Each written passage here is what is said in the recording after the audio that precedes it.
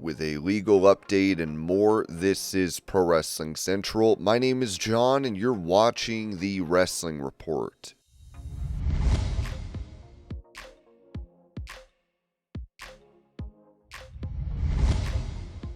When it comes to star of Netflix's Cheer, Gabby Butler, training and eventually debuting for WWE, Sean Ross Sapp noted on the Fightful Select Backstage Report podcast. So I put in an inquiry with WWE about that, but I have never heard about her being at the Performance Center, ever.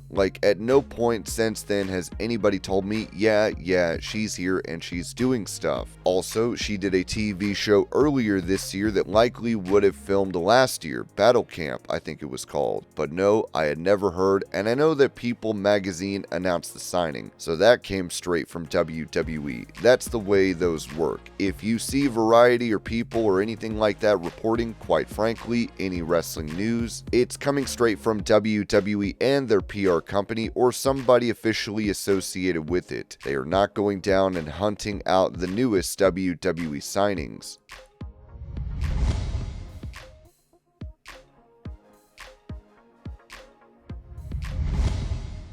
Asked if KAIRI SANE has heat in WWE after being in matches where Zoe Stark and now Liv Morgan were injured, Sean Ross Sapp of Fightful Select said, "There is zero heat whatsoever. Zoe's was an accident that happened when she jumped off the top rope. Liv's was a freak accident on a basic move. KAIRI was very concerned backstage."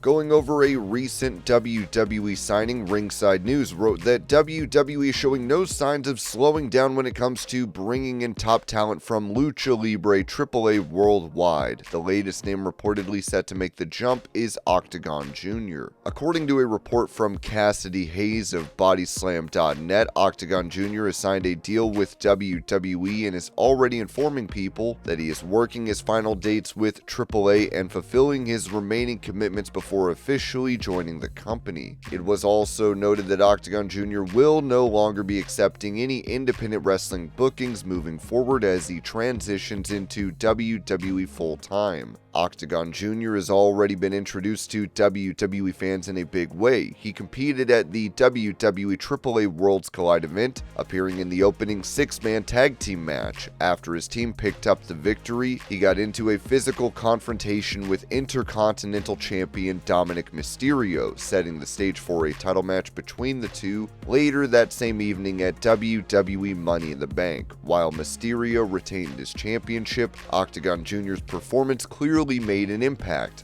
This signing continues WWE's aggressive recruitment of AAA talent since the two promotions began working together. In recent months, several big names from AAA have reportedly signed with WWE, including Psycho Clown, El Hijo de Dr. Wagner Jr., El Hijo del Vikingo, La Parca, La Hydra, Lady Flamer, Lady Maravilla, and Nino Hamburguesa. AAA's Conan previously spoke about WWE's growing interest in the Mexican promotion, explaining that the long-term goal for WWE is to help secure a television deal for AAA in the United States. That move would bring even more exposure to AAA talent while strengthening WWE's presence in the Lucha Libre market. OCTAGON Jr. signing only adds to the momentum as more AAA stars prepare to join the WWE system, and it looks like this is far from the end of WWE's AAA invasion.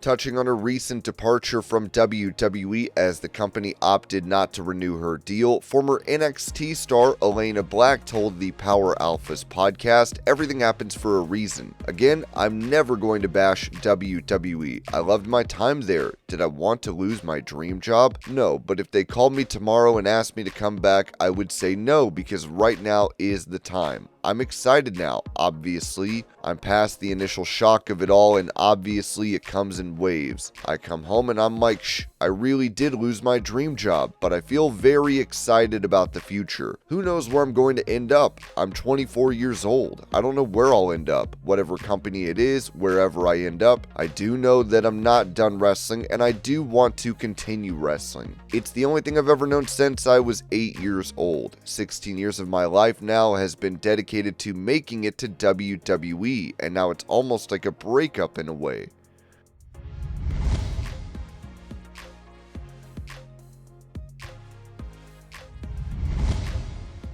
Explaining why the plan to reunite Cope and Christian Cage in AEW has been delayed, Sean Ross Sapp noted on the Backstage Report podcast, Cope and Christian was a natural point of inquisition from a lot of our viewers and readers recently. Because that's a prediction I had made a while back. I thought they were headed towards that and FTR. I think I said on one show, like, man, guess I was wrong. And then a couple people in AEW hit me up and they said, no, you weren't. That was the direction. In fact, the original plan for FTR to go heel on the Outrunners was scrapped as they decided they wanted to go heel on Cope instead, to lead to the eventual reuniting of Cope and Christian. However, Christian has kind of slowed things down now. I saw a lot of people say, yeah, good on him. Glad that he wants to put Nick Wayne over, all that stuff. But from what I understand, like, the wheels could have been in motion for this quite a while back. Like, there was no reason that it needed to draw out as long as it did. That's just based on the people that I talked to. And Cope was originally discussed to come back like over a month ago. And then he's been just sitting on the sidelines with no program for AEW All In as of now. The only person that seems to have a solid creative direction as of this moment is Christian himself with the Nick Wayne stuff, which is something that he wants to flesh out.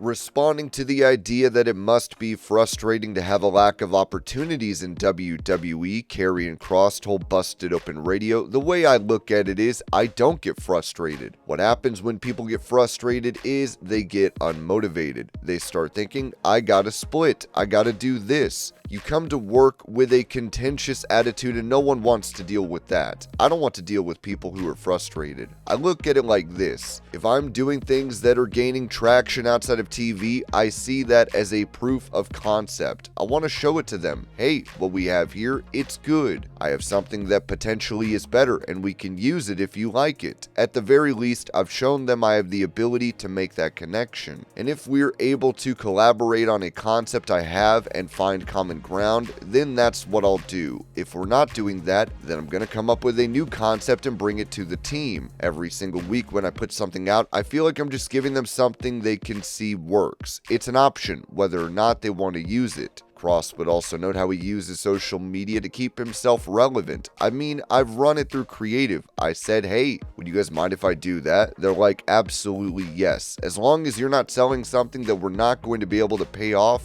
because that disappoints the audience. Like, if I went on social media and I was calling out somebody and we're not going to work, well, it defeats the purpose. But if you're doing character development stuff, for instance, I use this terminology. I call it a thought piece, which is what I've relied on doing for a really long time. Creating different types of promos or vignettes or saying things that create a thought piece for people to think about. They've always been okay with that. And thank goodness for that, because I don't think I would be able to be here in the way that people are seeing me without, the flexibility to do that. I think it's important, and honestly, it builds your character's brand. And I do believe, like very strongly, that it translates to the television show and the live audience. I do believe that.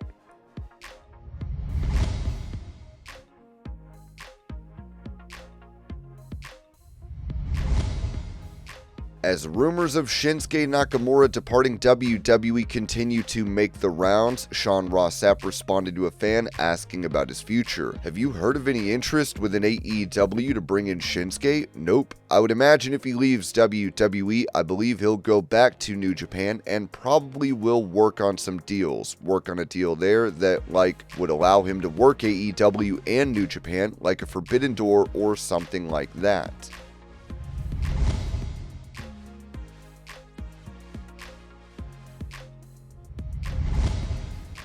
asking retired detective Tom Hackney about Liv Morgan's stalker, Sean Chan, and how he went from facing a Florida burglary charge to a federal stalking indictment, Scott Johnson said this on Going Ringside. I want to talk to you about the upgrading of charges here. So I'm looking at the original complaint affidavit out of Pasco County. It says that it was burglary in an unoccupied dwelling, unarmed, which to me doesn't sound like that big of a deal. Then the feds get involved. I'm looking at the indictment from the grand jury. It's upgraded to interstate stalking. Can you talk to me about the dynamics of how this worked its way from a looks like slap on the wrist type crime at the local level to much more serious at the federal level? Hackney replied, yeah, so the burglary portion of it is, that's a serious state crime. That's a felony and can wind him up in state prison, so he would have gone to jail. That's a felony, so that's more than a year, and the fact that it's unarmed and it's unoccupied are different variations of that here in the state of Florida. But when you bring in the FBI component from the federal standpoint, they have different charges that they can use, and here is the one that they chose because he came from another country, basically traveled over at least all the other states to get to Florida in the air, but that's part of that interstate travel that's mentioned in there for the stalking. And the fear component, stalking as a major, both federal and state, a major component of fear that the person is placed in fear.